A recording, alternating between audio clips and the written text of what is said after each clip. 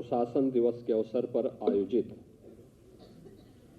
आज के समारोह में देश के माननीय रक्षा मंत्री और लखनऊ के लोकप्रिय सांसद आदरणीय श्री राजनाथ सिंह जी, प्रदेश सरकार के मंत्रिमंडल के मेरे वरिष्ठ सहयोगीगण, उप मुख्यमंत्री द्वय श्री केशव प्रसाद मौर्य जी, श्री ब्रजेश पाठक जी,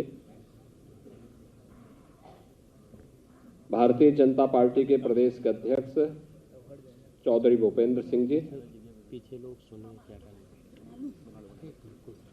राज्यसभा के माननीय सांसद और पूर्व उप मुख्यमंत्री डॉक्टर दिनेश शर्मा जी, माननीय धर्मपाल जी, प्रदेश सरकार में मंत्रिमंडल के मेरे सहयोगी श्री दिनेश प्रताप सिंह जी, सरदार बलदेव सिंह ओलख जी, प्रदेश के मुख्य सचिव श्री मनोज कुमार सिंह जी, आज के इस समारोह में उपस्थित सभी सम्मानित जनप्रतिनिधिगण, प्रशासन से जुड़े हुए हमारे सभी अधिकारीगण और प्रदेश के सभी जनपदों में जो कार्यक्रम आयोजित हो रहे हैं उससे जुड़े हुए सभी हमारे प्रतिभागीगण और उपस्थित बहनों और भाइयों, आज हम सब और पूरा देश पूर्व प्रधानमंत्री श्रद्धेय अटल बिहारी वाजपेयी जी के जन्म शताब्दी महोत्सव का साक्षी बन रहा है। आज की तिथि अत्यंत महत्वपूर्ण तिथि है। ये हमारी मान्यता है कि आज के दिन से अब दिन बड़े होने लगेंगे। आज पावन क्रिसमस का दिन भी है और साथ ही आज महान शिक्षाविद, महान स्वतंत्रता संग्राम सेनानी पंडित मदन मोहन मालवीय जी की पावन जयंती भी है। मैं इस अवसर पर आप सभी को इन दोनों महापुरुषों का, श्रद्धेय अटल जी, श्रद्धेय पंडित मदन मोहन मालवीय जी की स्मृतियों को नमन करते हुए आज के दिन से बड़े दिन होने का मतलब अब हमें ऊर्जा के लिए और अच्छा स्थान, अधिक समय तक भगवान सूर्य के दर्शन होंगे, इसकी बधाई देता हूं और क्रिश्चियन समुदाय से जुड़े हुए सभी बंधु बांधवों को भी क्रिसमस की बधाई देते हुए अपनी शुभकामनाएं देता हूं।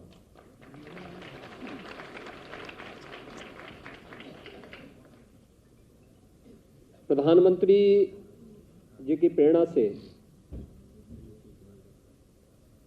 पूरे देश के अंदर श्रद्धेय अटल जी की जयंती को सुशासन दिवस के रूप में आयोजित करने का निर्णय लिया गया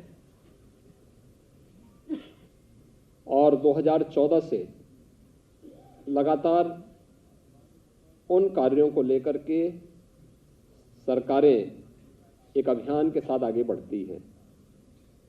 चूंकि यह वर्ष श्रद्धेय अटल जी का जन्म शताब्दी वर्ष है, इसलिए सुशासन सप्ताह का आयोजन हुआ। सुशासन सप्ताह के अवसर पर प्रदेश के अंदर हर जनपद में कार्यक्रम हुए। इसमें प्रशासन और शासन से जुड़े हुए सभी विभाग तो जुटे ही थे, साथ साथ 3 प्रकार के अन्य कार्यक्रम भी आयोजित हुए, जिनमें आपने देखा होगा कि लखनऊ जनपद के अंदर 8वीं क्लास से लेकर के 12वीं क्लास तक के बच्चों के लिए निबंध लेखन की एक प्रतियोगिता आयोजित की गई थी, जो सुशासन पर आधारित थी।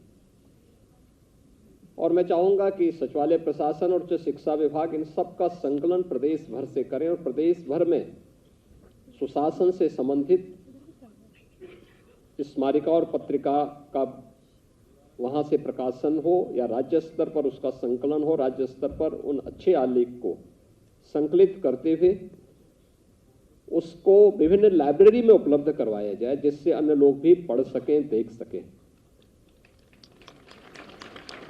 भाषण प्रतियोगिता का आयोजन ग्रेजुएशन स्तर पर और पीजी स्तर के बच्चों के लिए किया गया था, जिसमें भी 3 बच्चे जनपद स्तर पर, प्रत्येक जनपद में 3-3 बच्चे जो सेलेक्ट हुए, उनको भी आज सम्मानित किया गया। एकल कवि नवोदित जो कवि हैं, काव्य पाठ, जो अटल जी एक कवि भी थे, उनकी कविताएं बड़ी प्रसिद्ध रही हैं, उससे संबंधित काव्य पाठ का आयोजन भी किया गया। और मुझे प्रसन्नता है कि युवाओं ने इसमें बड़ी रुचि ली, समाज के प्रत्येक तबके ने रुचि ली। कल से मैं देख रहा हूं शताब्दी महोत्सव के कार्यक्रम को 19 दिसंबर को मैंने स्वयं ही इसका शुभारंभ किया था, जो एग्जीबिशन लखनऊ में आयोजित हुई थी। और आज इस आयोजन के साथ कल के कार्यक्रम में हम लोग दिन भर उन कार्यक्रमों के साथ जुटे रहे। अलग अलग स्थानों पर अलग अलग कार्यक्रम थे और सभी कार्यक्रम एक से एक बढ़कर के थे, रोचक थे। ये अपने महापुरुषों के प्रति कृतज्ञता ज्ञापित करने का हम सबका एक माध्यम है कि हम आने वाली पीढ़ी को उन मार्गों का अनुसरण करने के लिए प्रेरित कर सकें। और आज का आयोजन जब पूरा देश और पूरा प्रदेश श्रद्धेय अटल जी की जन्म शताब्दी वर्ष के कार्यक्रम के साथ जुट रहा है, मुझे बताते हुए प्रसन्नता है कि जो यहां पे सुशासन सप्ताह का आयोजन किया गया था, इस आयोजन में शासन के जो विभिन्न विभाग उसमें भागीदार बने थे, उसमें 2,59,000 से अधिक जो लोक शिकायतें थी, उनका निस्तारण के लिए उत्तर प्रदेश में हुआ, जो देश के अंदर नंबर 1 पर रहा है। सभी देश के अंदर उत्तर प्रदेश इसमें नंबर 1 पर रहा है।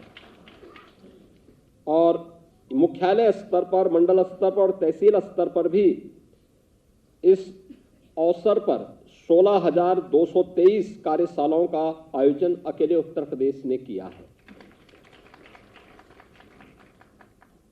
सुशासन सप्ताह के अवसर पर 9,06,800 से अधिक सर्विस डिलीवरी के आवेदन निस्तारित किए गए, जिसमें 105 जो गुड गवर्नेंस से संबंधित बेस्ट प्रैक्टिसेस थी, उन्हें 105 लोक शिकायतों के निराकरण की सफलता की कहानी और सोशल मीडिया पर 423 ट्वीट और 119 पीआईपी स्टेटमेंट और 36 विजन डॉक्यूमेंटिस्टिक @100 अपलोड किए गए। इस अवसर पर ease of doing business, mission Karmayogi, सुशासन में आर्टिफिशियल इंटेलिजेंस व मशीन लर्निंग, साइबर सिक्योरिटी, सूचना का अधिकार का महत्व, नागरिकों को समयबद्ध रूप से सेवाएं उपलब्ध कराए जाने हेतु जो जनहित गारंटी की योजना है, उससे संबंधित उसकी उपयोगिता के बारे में, और शासकीय खरीद प्रोक्त में जेम पोर्टल, मानव संपदा पोर्टल आदि के विषय पर आधारित भी ये सभी कार्यक्रम इस अवसर पर लोगों को अवगत कराया गया था। और यह कार्यक्रम आयोजन होने के साथ अब हम इस मुख्य महोत्सव के साथ यहां पे जुड़े हैं। मुझे प्रसन्नता है कि लखनऊ के अंदर जिन बच्चों ने इस आयोजन में भागीदारी की और उनमें स्थान प्राप्त किया, आपने सुश्री स्नेहा तिवारी के काव्य पाठ को यहां पे सुना। उन्होंने काव्य पाठ प्रतियोगिता में प्रथम स्थान प्राप्त किया। वे महाराजा बिजली पासी राजकीय स्नातकोत्तर महाविद्यालय आसियाना लखनऊ की छात्रा है। बीए 5th सेमेस्टर की वे छात्रा है। प्रथम स्थान उन्होंने प्राप्त किया। सुश्री शाम्बी शुक्ला नवयुग कन्या डिग्री कॉलेज, ये बीएससी 5th सेमेस्टर की छात्रा है, इन्होंने 2nd स्थान प्राप्त किया। और सुश्री विदुषी मिश्रा, ये खुनकुन जी महिला डिग्री कॉलेज की बीए 1st सेमेस्टर की छात्रा है, इन्होंने 3rd स्थान इस काव्य पाठ प्रतियोगिता में लखनऊ जनपद के अंदर प्राप्त किया है, मैं इन सब का हृदय से बधाई देता हूं। भाषण प्रतियोगिता में मोहम्मद फिरोज, ये बीएससी 5th सेमेस्टर के छात्र हैं, जिन्होंने सुशासन पर जो भाषण प्रतियोगिता थी उसमें पहला स्थान प्राप्त किया। सुश्री मृणाली दीक्षित, इन्होंने नेशनल पीजी कॉलेज की एमए 3rd सेमेस्टर की छात्रा है, इन्होंने 2nd स्थान प्राप्त किया। और सुश्री माई वाजपेयी, बीए 3rd सेमेस्टर की छात्रा है, इन्होंने 3rd स्थान प्राप्त किया है, जिन्हें अभी यहाँ पे मंच पे सम्मानित किया गया। मैं इनको भी हृदय से बधाई देता हूँ। और निबंध लेखन में सुश्री सुप्रिया दीक्षित, ये 12वीं की छात्रा हैं, राजकीय बालिका inter college, Sai Meena road, Lucknow. Sushri Harshita Singh, ये 11वीं की छात्रा है, बक्सी का तालाब इंटर कॉलेज, लखनऊ। और सुश्री साक्षी पांडे, ये Saint Clare's convent college, Hardoi road, Lucknow की 9वीं क्लास की छात्रा है, इन्होंने 3rd स्थान प्राप्त किया है। मैं इन सभी बालिकाओं को भी हृदय से बधाई देता हूं और इन सब का अभिनंदन करता हूं। यह आयोजन इसी रूप में प्रदेश के हर जनपद में आयोजित हो रहे हैं, जहां पे हमारे प्रभारी मंत्री, जनप्रतिनिधिगण इस आयोजन के साथ भागीदार बनकर के इन कार्यक्रमों को सफलता की एक नई ऊंचाई तक पहुंचाने के लिए कार्य कर रहे हैं। सुशासन के लिए सुरक्षा का भाव आवश्यक है। सुरक्षा का भाव बगैर जन सहभागिता के कभी संभव नहीं हो सकता, और एक घर के अंदर से सुरक्षा का भाव पैदा करना होगा। घर के अंदर व्यक्ति सुरक्षित है तो सामुदायिक रूप से भी सुरक्षा का भाव स्वतः स्फूर्त भाव के साथ पैदा होता हुआ दिखाई देगा।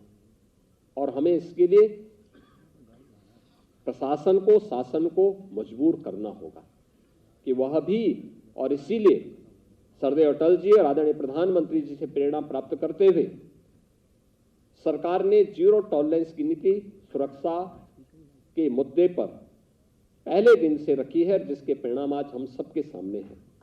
और सरकार इन मुद्दों को लेकर के निरंतर कार्य कर रही है। अपराध और अपराधियों के प्रति 0 टॉलरेंस है, तो भ्रष्टाचार और भ्रष्टाचारियों के प्रति भी सरकार की नीति 0 टॉलरेंस की है।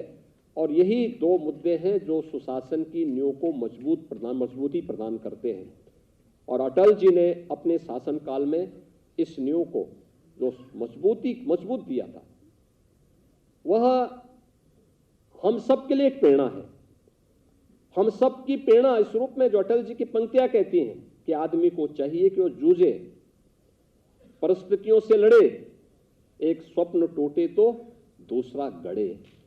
अटल जी की पंक्तियां हमें निरंतर एक नई प्रेरणा प्रदान करती है, क्योंकि एक पांव धरती पर रखकर ही वामन भगवान ने आकाश पाताल को जीता था। धरती ही धारण करती है, कोई इस पर भार न बने, मिथ्या अभिमान से न तने। ये अटल जी की वे पंक्तियां हैं जो हर भारतीय को, हर नागरिक को प्रेरित करती है। आज के इस अवसर पर प्रदेश भर के उन सभी प्रतिभागियों को जिन्होंने सुशासन दिवस के अवसर पर कार्यक्रमों में भागीदारी की, शासन प्रशासन के विभिन्न विभागों को जिन्होंने सुशासन के लक्ष्यों को प्राप्त करने के लिए किए गए प्रयासों में अपना योगदान दिया, उन सबका मैं अभिनंदन करता हूं।